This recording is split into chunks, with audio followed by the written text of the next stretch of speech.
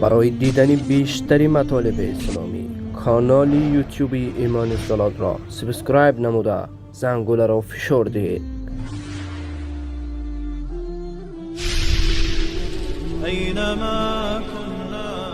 شبکه توحیدی ایمان زلال تقدیم می‌کند. الحمد لله نحمده ونستعينه ونستغفره ونعوذ بالله من شرور أنفسنا ومن سيئات أعمالنا. من يهده الله فلا مضل له ومن يضلل فلا هادي له، وأشهد أن لا إله إلا الله وحده لا شريك له، وأشهد أن محمدا عبده ورسوله. أما بعد فإن أصدق الحديث كتاب الله، وأصدق الهدي هدي محمد صلى الله عليه وسلم، وشر الأمور محدثاتها وكل محدثة بدعة وكل بدعة ضلالة. أعوذ بالله من الشيطان الرجيم.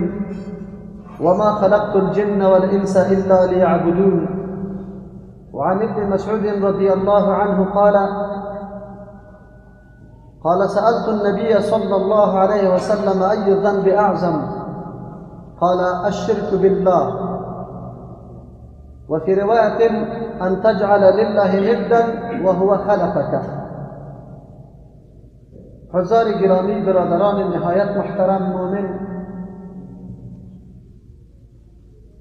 به دعوت دوستا ما امروز در اینجا تشریف آوردیم. خوشحال بایستم که انشاء الله در محضر برادران مخلص مومن خود قرار گرفته بعضی از مسائل ضروری دین به سمع شما محترمین رسانده بتانیم.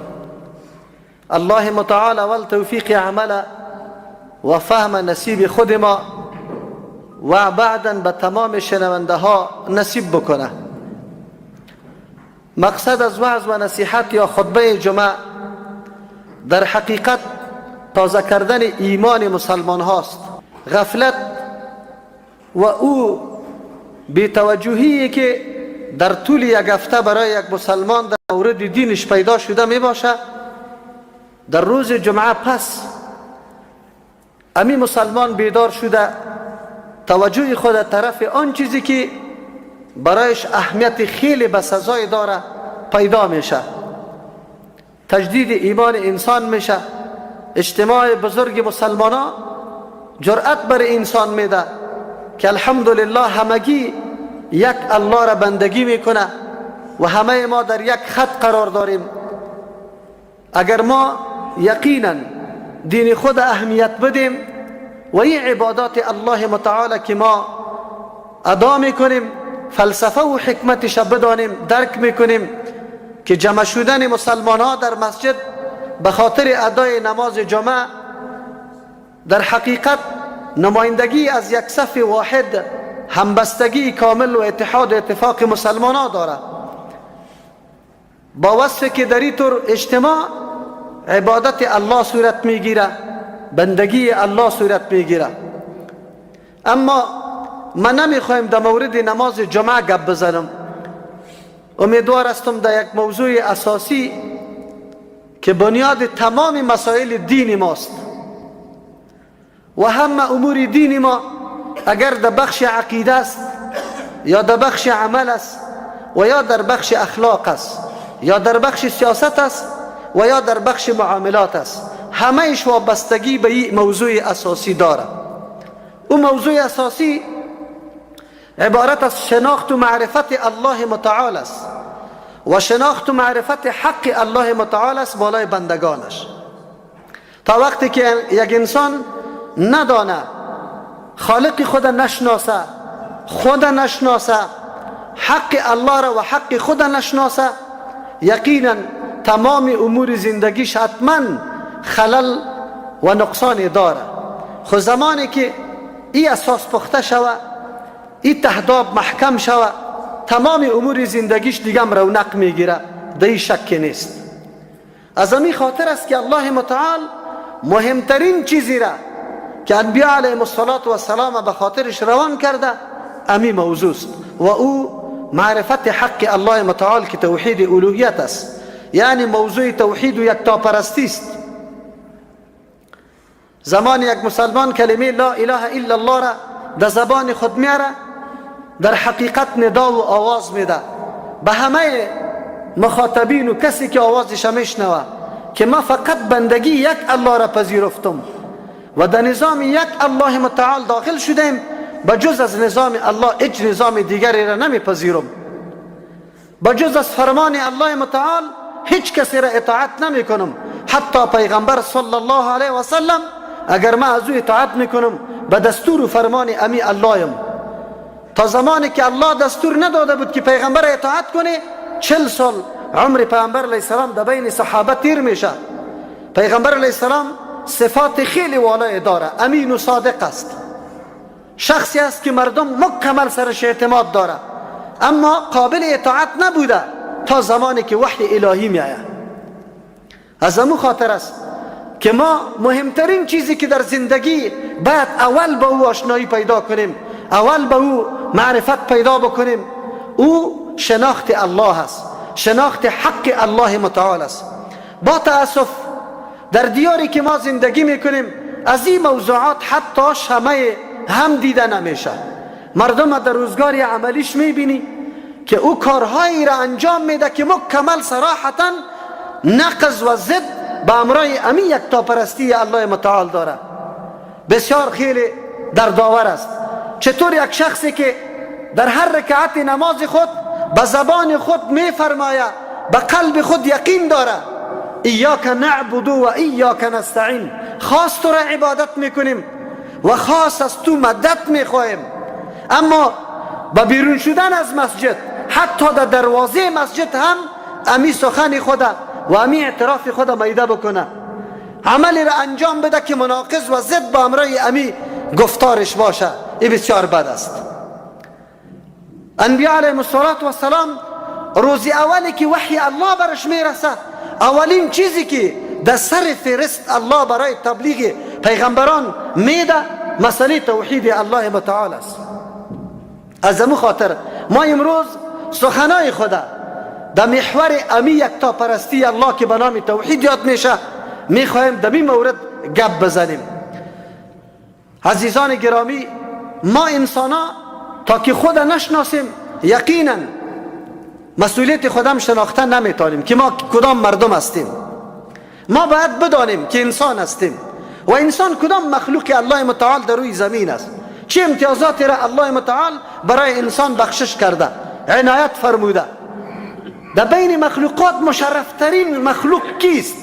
با ارزشترین مخلوق کیست؟ این نظام که الله متعال پیدا کرده، این کائنات بزرگ از زمین گرفته تا فضا و آسمان، بحر و خشکه، میوه و درخت، گیاه و آب و هوا و همه را این ما میدانیم که الله برای تعمیر انسان، بقای انسان، زندگی انسان پیدا کرده و الله متعال به انسان استعداد داده که از امی مخلوق الله استفاده بزرگ بکنه.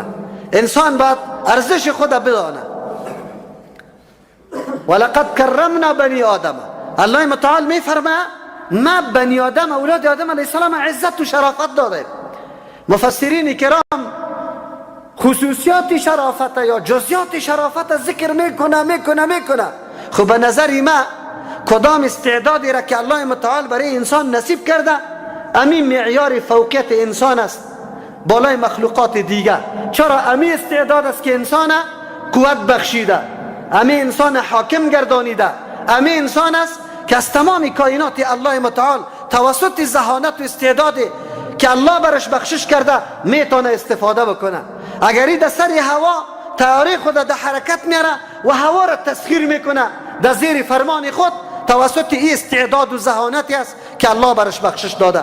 اگری کشتی بزرگه که به مثل کوها واره در آب نرم در حرکت میه با بار شدن وزنای سنگین، فقط و فقط این نتیجه امی ذهانت و استعداد بزرگ انسان است. اگر این حیوانات بزرگ دیگر زیر فرمان خود کار سرش پیش میبره، از گاو گرفته تا اسب تا تمام حیوانات، چی به اعتبار خوردن گوشتش و چی به اعتبار کار پیش بردن سرش، کلش توسط همین استعداد والای انسانی است. پس معلوم شد که الله متعال برای انسان او جوهر را نصیب کرده که توسط او جوهر فوقیتش بالای مخلوقات دیگه مکمل نمایان است. این جدا مسئله است. یک کافر و ملحدی که تا الحال خود فکر نمیکنه، وجود خود در موردش فکر نمیکنه، نمیدانه من کیستم، نعوذ بالله بازم بنده ماده، بازم بنده شهوت، بازم بنده نعوذ بالله خواهشات نفسانی، بازم نعوذ بالله زندگیش مثل زندگی حیوان، خورد نوش خواب راحت امی حاصل کردن. ما از او گله نداریم. او کسایی هستن که نفهمیدن نشناختن خدا. انسانی که یقینا دارای فکر است او میفهمه. از امو خاطر است که الله متعال در قرآن کریم ما را دعوت به سوی تفکر میده. به یک آیت نه، به صدها آیت الله متعال لعلکم تعقلون، لعلکم تتفکرون، لعلکم تذکرون بر ما یاد میکنه. ما انسان ها را متوجه به این بسازه که در وجود شما ما قوتی را گذاشتیم که اگر دقیق شوی یا واقعا از او استفاده درست بگیره، خود هم میشناسه، حق خود هم میشناسه، مسئولیت خود هم میشناسه، ایران میشناسه که شما از کجا آمده، برای چی آمده و کدام طرف مسیر سفرتان است. و فی الارض آیات للموقنین، در زمین نشانه ها برای موقنین است، کسایی که یقین میکنه. و فی انفسکم، در نفس خودتان فلا تبصرون، آیا شما نمیبینید؟ یک دفعه سر پایین که طرف وجود خود، کارخانه بزرگی که در وجود تو گذاشته شده، ترتیب داده شده، تنظیم داده شده، وظایف متنوع برای اعضای وجود تو داده شده، ایره کدام انجینر، کدام ساینسدان، کدام دکتر، کدام دانشمند، کدام فیلسوف نهاده؟ میتونه مانده؟ قطعا مانده نمیتونه. انسان باید درک بکنه که من کدام موجود هستم، الله مرا چه قسم ارزش داده و من باید چی مسئولیت داشته باشم. صبح وقت از خواب میخیزی، ادناترین حرکت به هدف نیست، مقصد داری، مصلحت داری، حرکت میکنی، خانه را ترمیم میکنی. تمام روز کل مردم آرام ننشسته، در فکر و در سنجش است، زندگی خدا پیش میبره، نمیدانم ما آینده سبا اینجا باقی استم یا نه، مرگ کی به سر ما میرسه، اما این حرکت خدا ادامه میده، پیش میره. خب برای چه پیش میره؟ کدام چیز برش اهمیت داره؟ الله متعال انبیاء علیهم السلام برای راهنمایی امین موضوع که انسان باید خدا بشناسه، الله خدا بشناسه، مسیر خدا بشناسه و انجام و عاقبت خدا سنجش کنه، کدام طرف سفر داریم، چی برای ما به درد میخوره. از او خاطر است که مهمترین موضوع در زندگی انسان از صحت عقیده، از شناخت توحید الله، بزرگترین موضوع دیگری نیست. مقصد روان کردن انبیاء علیهم السلام قرآن کریم بیان توحید الوهیت الله را عنوان میکنه. الله میفرماید ولقد بعثنا فی کل امة رسولا ان اعبدوا الله واجتنبوا الطاغوت. ما در هر جماعت، در هر طایفه پیغمبر روان کردیم. هر طایفه برای چی؟ برای کدام هدف؟ اگرچه انبیاء علیهم السلام برای خود برنامه بزرگ زندگی را داره، کتاب الله متعال که بالای محمد رسول الله من حیث آخرین کتاب نازل شده، مکمل برنامه حیات و زندگی دنیا و آخرت ما در او کتاب گنجانیده شده. پیغمبر صلی الله علیه و سلم نکته به نکته برای ما تشریح کرده. لیکن در سر فهرست اولترین موضوعی که انبیاء علیهم السلام در صدرش قیام میکنه، میخیزه و او را برای ما تعلیم میده، او اینه میگه پس که اعبدوا الله، عبادت یک الله را بکنی. عبادت یک الله حق الله است. واجتنبوا الطاغوت، هر آن چیزی که به ناحق پرستیده میشه و او به پرستیدن راضی باشه، سر از او انکار کرده شوه، از او انکار کرده شوه، عبادت از او کرده نشوه. طاغوت هر آن چیزی را گفته میشه که عبادتش به ناحق میشه، غیر از الله متعال. کی است که حق عبادت داشته باشه که برایش عبادت شوه؟ کسی پیدا میشه؟ هیچ کسی پیدا نمیشه و او به او عبادت راضی باشه. این قید به خاطر مفسرین ذکر میکنه، به خاطر که عبادت انبیاء علیهم السلام شده. نصارا عیسی علیه السلام ابن الله میگه، یهود عزیر علیه السلام ابن الله میگه، عبادت از او میکنه. اما پیغمبر یا عزیر علیه السلام یا عیسی علیه السلام گاهی راضی به این عبادت نبوده، گاهی مردم دعوت به سوی خود نکرده، برای سجده خود نکرده، برای رکوع خود نکرده، برای قیام. محمد رسول الله صلی الله علیه و سلم، انس رضی الله عنه میفرماید به الله قسم، بزرگترین شخصیت، محبوبترین شخصیت در چشم ما صحابه از رسول الله صلی الله علیه و سلم کده کسی دیگری نمی بود. اما وقتی می آمد ما نمی خیستیم، به خاطر که پیغمبر خیستن بد می دانست. اما امروز طاغوتا پیدا میشه، طاغوتایی که یک روز در مدرسه درس نخونده، طاغوتایی که یک روز در مجلس قرآن ننشسته، طاغوتایی که یک روز حدیث پیغمبر نخونده، اما مردم دعوت به سجده خود میده، به لیورس رفتن خود میده، به رکوع خود میده، بلکه به مردم میگه برای ما آواز بدید در وقت مشکلات. ببینید شما این چه منافاتی داره؟ سوره فاتحه را ما در هر رکعت نماز تکرار کرده میریم. مقصد این سوره فاتحه چیست؟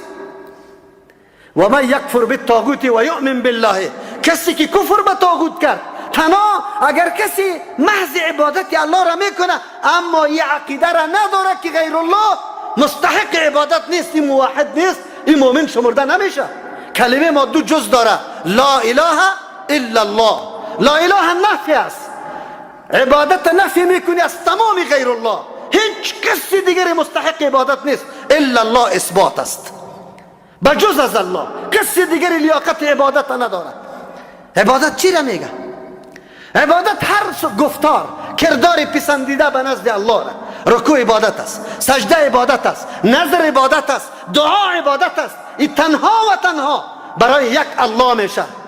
ببینید شما امروز قضاوت کنید دوستایم، اونجا در رکعت خود میگیم یاک نعبدو، یا الله خاص تو را عبادت میکنیم، اما نظر ما به نام سخی صاحب است، به نام حسین است، به نام بیبی است، به نام بابا است، به نام دیگری هست. چرا نظر عبادت است به نام غیر الله شود؟ دعا عبادت است، آواز دادن برای حل مشکلی که اسباب و وسایل در زیر توانمندی کسی نیست و تو میخوای مشکلت حل شود، این عبادت است.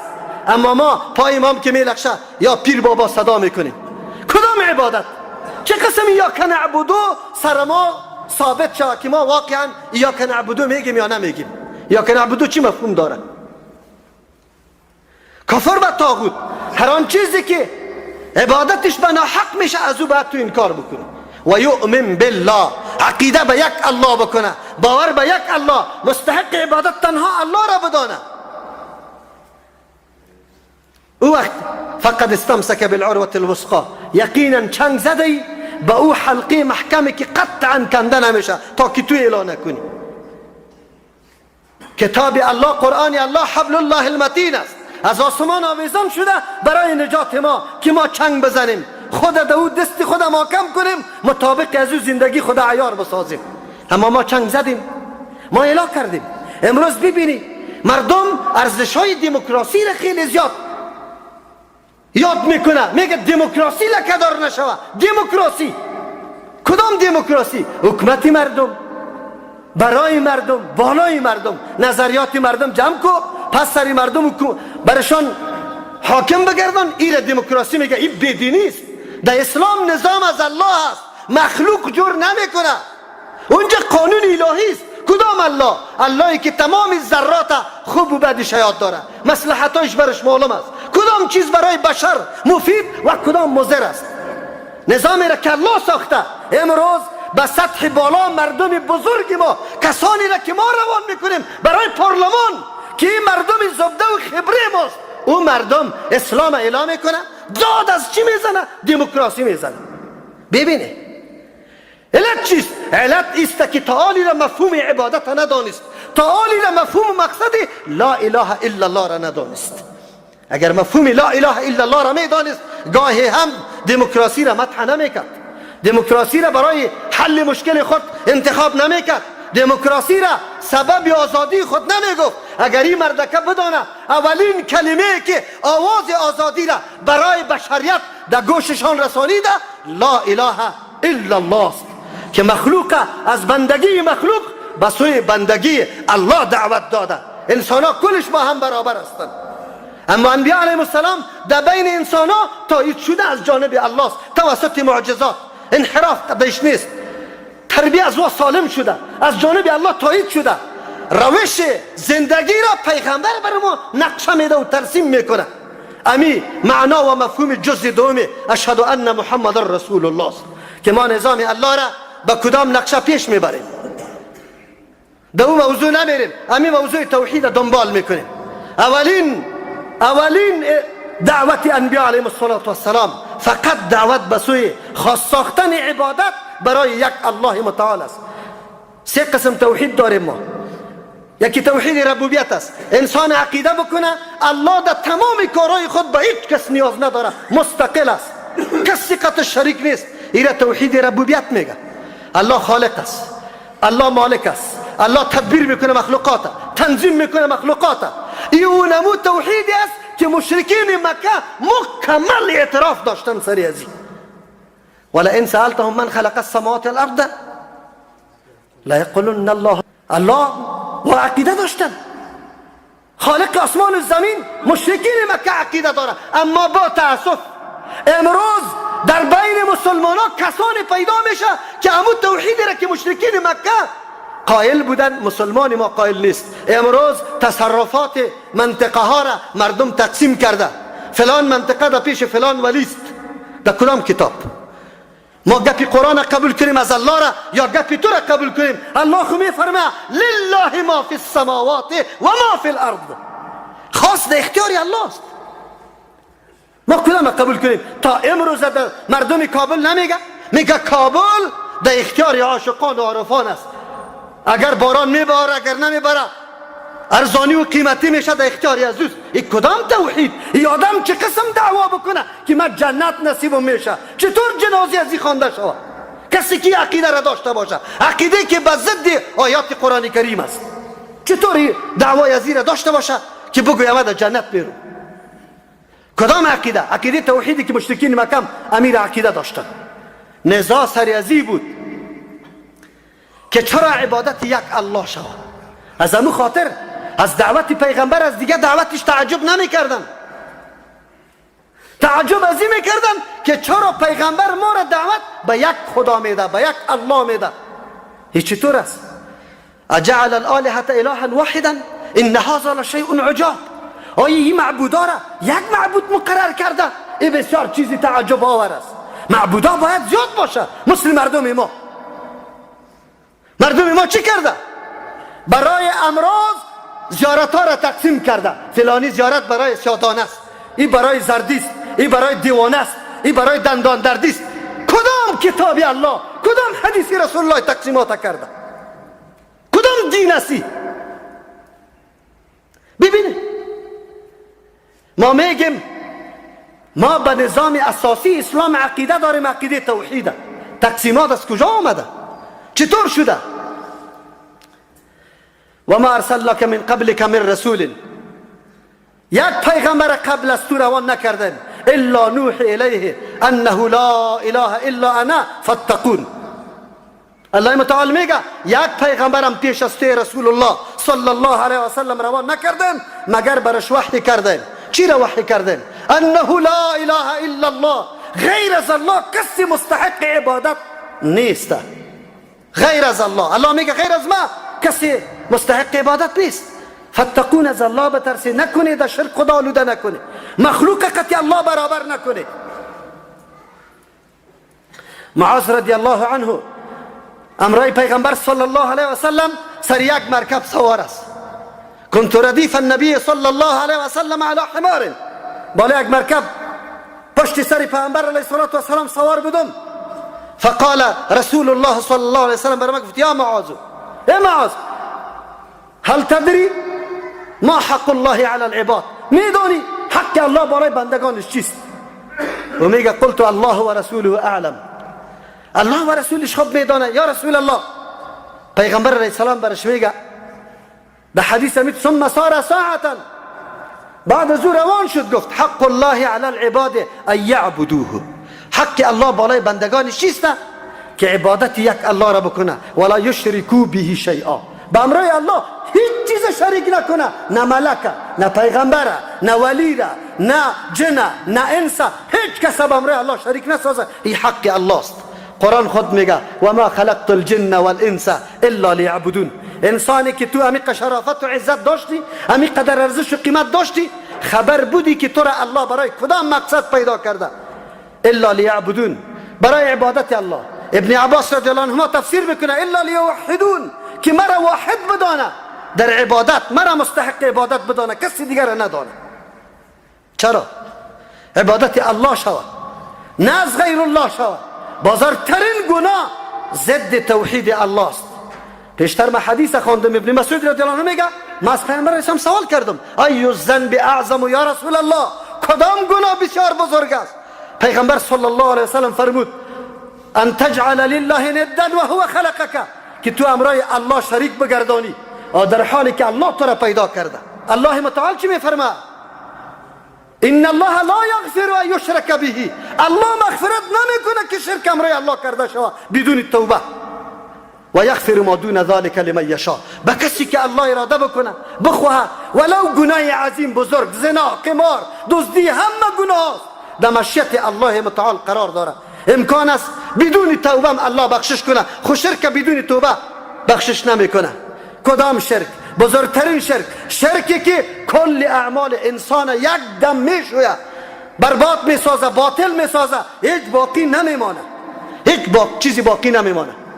ولقد اوحی الیک و الی الذین من قبلک، الله متعال به پیغمبر علیه السلام میگه برای تو وحی کرده شده و با او کسانی که پیش از تو به انبیا علیهم السلام هم وحی کرده شده.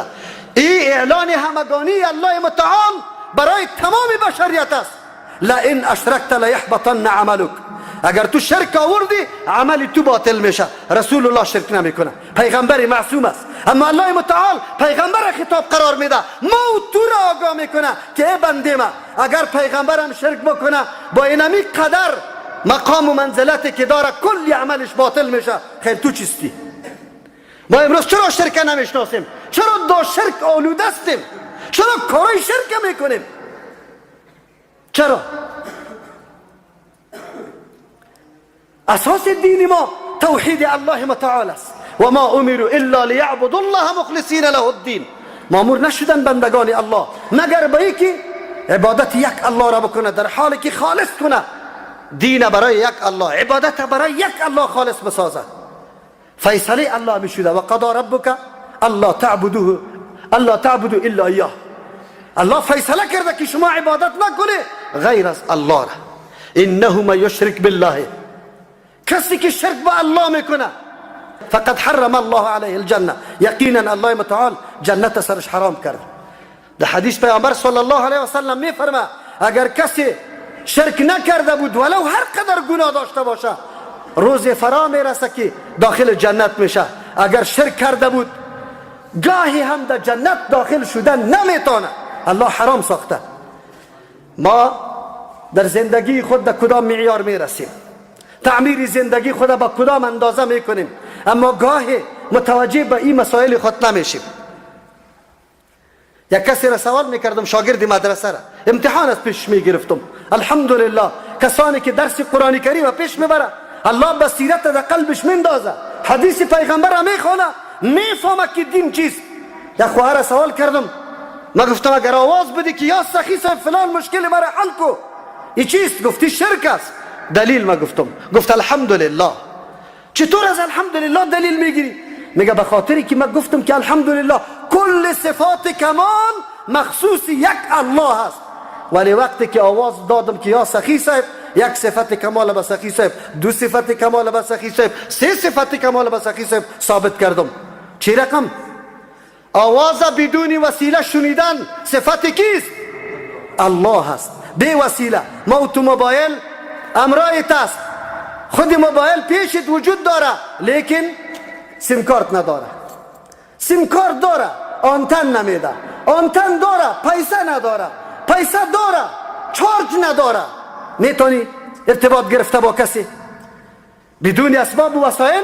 آواز شنیدن این مخصوص حق الله متعال است. گفت وقتی ما آواز دادم به سخی صاحب، نعوذ بالله عقیده می بود که سخی صاحب بلا اسباب آواز مرا میشنوه. یک صفت کمال برش ثابت کردم. دوم صفت کمال گفت ما که آواز دادم عقیده میسته که حالی از این مشکلم سخی صاحب خبر داره و علم سری تمام جزیات و کلیات یک انسان و یک شخص و این مخلوقات. این مخصوص صفت کیست؟ او تو به سخی صاحب ثابت کردی. دو صفت کمال. سوم صفت کمال بدون اسباب و وسایل در آن واحد مشکل مرا حل کردن. این صفت کیست؟ بی اسباب و وسایل. چطور؟ این یک دلیل تناز الحمدلله، وگرنه پشتی سرش خود صراحتا دلیل است. ایاک نعبد و ایاک نستعین. خاص است تو امداد طلب میکنیم. کدام امداده؟ امدادی که از اسباب و وسایل فوق است، از قدرت ما بیرون است. اما چرا ملت ما چرا سرگردان است؟ چرا قبرها را طواف میکنه؟ چرا خاکای قبر میخوره؟ چرا آواز میده؟ شما باور به الله بکنی شاید کسانی را بشناسه که اولادش نشده، کدام مرتبه در مزار رفته، پس که آمد اولاد در خانش پیدا شده، نامش چی مانده؟ سخی داد. نمانده؟ شما چی باور داری که اولاد الله داده یا سخی داده؟ شما چی عقیده داری؟ الله داده یا سخی داده؟ با جوش دل گفتم نمیتونه که الله داده. میترسی که والا اگر نگویم گناهگار میشیم. در مزار سخی صاحب وجود هم نداره. رسول الله صلی الله علیه وسلم در بین بشریت انبیاء علیهم السلام بزرگترین اشخاص است. در بین انبیاء علیهم السلام محمد رسول الله صلی الله علیه وسلم بزرگترین شخصیت است. با کسی اولاد داده؟ با خود اولاد نگاه کرده؟ این به دعوت خیلی ضرورت داشت. رسول الله راهی ازیره، روشی ازیره بعد بچایش پیش میبرد. اما بچای ازی در حالت طفلی از دنیا میره. پیغمبر حتی نمیتونه اولاد خود چند روز عمر نصیب بکنه. خیر اولاد دادن چطور گپ است؟ مردم ببینه این ملت کدام طرف روان است؟ این چی میکنه؟ این چه قسم عقیده داره؟ شما باور به الله بکنیم. من گاهی اوقات ما ایره میگم و بار بار یاد کردیم. آدم خیلی نمازخوان است، دمی زمستان یخ زده میاد مسجد، چی میکنه؟ تهجد میخونه، تکبیر اولا میگه، اما در وقت جان کندن خود چی میگه؟ دست میپرده یا سخی صاحب یا بابا صاحب یا پیر صاحب همینطور آواز داده رئیس الله در یادش یک مرتبه نمیاد که الله برای چیست؟ در حالی که الله میگه ان الذين يستكبرون عن عبادتي سيدخلون جهنم داخرین. کسی که از خواستن ما خود کلان میتراشه، استکبار میکنه، سر پایین نمیکنه که از ما بخواه، زود است که داخل شود در جهنم ذلیل. اذا سألك عني عبادي فإني قریب. پیغمبر علیه السلام الله میفرماید وقتی بندگان ما در مورد ما از تو سوال میکنه برش بگو من نزدیک هستم. اجیب دعوت الداعی اذا دعانی. مطلقی کسی که از ما طلب میکنه اجابت میکنم. ما الله را گذاشتیم به مخلوق عاجز الله آوازا میدیم. یا این مفهومیه آیت یا نعبد و یا نستعین کدام طرف شد؟ بسیار دوستا شاید امیال هم در ذهنش امی سوال گشته باشه. برای ما میگه و مولوی صاحب ما مستقیم از او قبر از او ولی نمیخوایم. چی میکنیم؟ و رویدار است در پیش الله متعال. ما بسیار گناهگار هستیم. خیلی خوب، تو بسیار گناهگار هستی. اول سوال از پیشت میکنم تو را به الله قسم، از الله کده رحمان ترین مهربان ترین ذات دیگه وجود داره؟ الرحمن کیست؟ زیاد مهربان الله است. من از تو سوال دارم که الله زیاد مهربان است صاحب قبر کدامش؟ تو خو میری پیش صاحب قبر معنا و مفهومی دیسته که صاحب قبر از الله کده سرم زیاد مهربان است. تو سوره فاتحه را مفهوم و مطلبش خب بدون، بعد از او باز دین می آموزی، بعد از او آشنایی پیدا میکنی که دین برام چی تعلیم میده. تربیت ما را کی کرده؟ الله. رب العالمین کیست؟ متصرف و مالک کیست؟ الله. رحمان و رحیم کیست؟ الله. باز حساب و کتاب کی میکنه؟ الله. خیر چطور ما این سر تعظیم در پیش دیگرها بگذاریم؟ امروز دمی کابلتان بسیار جاها نیست، به نام مرید و به نام شاگرد و به نام فلان مردم ها در زیر پای مردم نمیفته. این منافات با دین داره یعنی که موافقت با دین داره. ادب نیست. این عبادت است. عبادت خاص است برای الله متعال، برای کسی دیگری نمیشه. مردمی هوشیار، مردمی تحصیل کرده. اما بدبختی در اینجاست که در کتاب الله ننشسته. بدبختی در اینجاست که در احادیث رسول الله صلی الله علیه و سلم ننشسته که بدونه که قرآن کتاب الله برای ما چی بیان میکنه و چی را برای ما واضح میسازه. امروز در وطن ما اگر کسی دست به ترجمه قرآن میزنه، دشمنای دین به خاطر از اینکه مردم روشن نشوه، مردم حقیقت دین ندانه، یک تعداد مردم فقط تاپه ها در دستشان غرب زده رویست، مردم از قرآن دور میکنه. کتاب الله برای ما آمده. امسوبکی در یک جای حقیقه بود، ما دعوت بودیم اونجا، رفتیم که قاری صاحب شروع یک سپاره را خوانده، رئیس دیگه میشنوه. بعد از ختم باز ما یک چند گپ زدم، گفتم مردم جز دوم کلمه شهادتی که وقتی در نظام اسلام داخل بشیم، اول جزش اشهد ان لا اله الا الله، دوم جزش چیست؟ اشهد ان محمد رسول الله یا محمد عبده و رسوله. هر دوش یک مطلب داره. مطلب از این را میدانیم. ما وقتی که نظام الله را پذیرفتیم، همین نظام به نقشه رسول الله پیش میبریم، از خود نقشه جور نمیکنیم. در تمام مسائل خود ما مواردی که پیامبر صلی الله علیه و سلم را عمل کرده داریم یا نداریم؟ کسی گفته میتونه که در فلان موقع یا در فلان مسئله و موضوع رسول الله بیان نداره؟ کسی گفته میتونه؟ نمیتونه، قطعا نمیتونه. خیر، ما چرا در وقتی که همون کار انجام میدیم از حدیث پیامبر سوال نمی کنیم که رسول الله اینجا چی کرده؟ آمده رایست. همونجا یکی از دوستا از ما سوال کرد که مولوی صاحب ما خو میلاد میکنیم، گوا میگیریم، باز میکشیم. من از پیش سوال کردم که ما تو یک سوال داریم، از تو سوال دارم، میلاد یعنی چی؟ به خاطر چی میکنی؟ ثواب داشته باشه یا نه؟ گفت بله ها، که ثواب نداشته باشه چرا میکنیم؟ باز از پیش سوال کردم که چیزی که ثواب داشته باشه تو چی گمان داری که رسول الله کرده یا ترک کرده؟ بگو. گفت نه، رسول الله باید کرده باشه. من گفتم صحابه کرده یا ترک کرده؟ گفت نه، باید وا کرده باشه. بیار من گفتم کدام جای ثابت کن. اگر تو سیرت رسول الله را در یک روز، سیرت رسول الله در یک روز بیان نمیشه بیادرها. سیرت رسول الله کل قرآن است. زندگی عملی رسول الله تفسیری چیست؟ بگه قرآن. تفسیری چیست؟ و کلش سیرت رسول الله. و این در یک روز بیان شده میتونه؟ مولوی صاحبای ما بیچاره میگه در یک روز سیرت، تاریخ وفات و تاریخ پیدایش پیامبر سیرت نیست. سیرت زندگی عملی کیست؟ بگوی رسول الله صلی الله علیه و سلم در مسجد داخل شده، رسول الله کدام پای اول پیش کرد؟ کدام دعا را گفت؟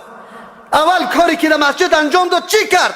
دمی نماز جمعه شما همین تقریری که من میکنم رسول الله همین کار نکرده. رسول الله مستقیم آمده، دیگه صحابه تحیت المسجد خوانده، خودش نخوانده، آمده در سر منبر استاد شده، آذان گفته شده، خطبه گفته شده، در بین خطبه وعظ و نصیحت شده. ما در افغانستان 2 خطبه میگیم. چند خطبه؟ یک دفعی خطبه، باز سنت میخوانه، باز خطبه میگه. در دین چرا از خود زیادت کنیم؟ چرا پیروی رسول الله صلی الله علیه و سلم نکنیم؟ مشکل اینجاست. اگر ما اشهد ان محمد رسول الله را باور داریم که ما امیدینه به نقشه رسول الله پیش میبریم، هیچ جنجال در زندگی ما پیدا نمیشه. هیچ، همه مشکل ما حل است. شرط ایسته که آدم باور کنه، تسلیم شود به این گپا. گمان میکنم وقتم زیاد گرفتم، الله برای ما معافی بکنه، شما را الله خیر بده. الله توفیق نصیب بکنه که ما متوجه به آن اموری شویم که یقینا اساس دین ما را تشکیل داده. دوستای عزیز، توحید یا شناخت و معرفت الله متعال حق از او را این موضوعی است که ما در زندگی خود اولین نیاز داریم. از خوردن و نوشیدن کردم ما نیاز به این موضوع خیلی زیاد داریم. چرا خوردن و نوشیدن آخرش مرگ است، اما اگر نفهمیم نعوذ بالله جای ما باز جهنم است. نجات با عقیده توحید الله میشه. تا که توحید الله نباشه نجات موجود نیست. الله متعال ما را توفیق نصیب بکنه، جستجو بکنیم، اساس دین خدا پیدا بکنیم. و اصل دین که فهمیدیم بعد از او همه مشکل بر ما آسان میگرده. میدانیم کدام امر عالی رواست و کدام نارواست، خود به خود بر ما آسان میشه.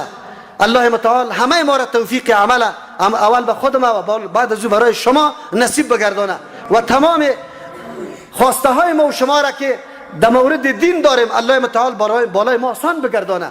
اما موقع الله برای ما نصیب بگردانه که واقعا ما یقینا بندگی الله را و حق بندگی الله را ادا کرده بتانیم. پروردگار همه مشکلات مسلمانان را دور بسازه، خصوصا مشکل افغانستان. الله ای وطن طور نظام را الله دایش بیاره که بالکل هیچ نوع شایبه شرک، شایبه غلامی، شایبه نعوذ بالله بیبندوباری، شایبه خانه جنگی دایش نباشه. امن و امان قایم باشه. کل برادرها از یک مثل صدایی که از یک دهن میبراید به یک خط کلگی متفق و متحد باشه. ربنا تقبل منا انك انت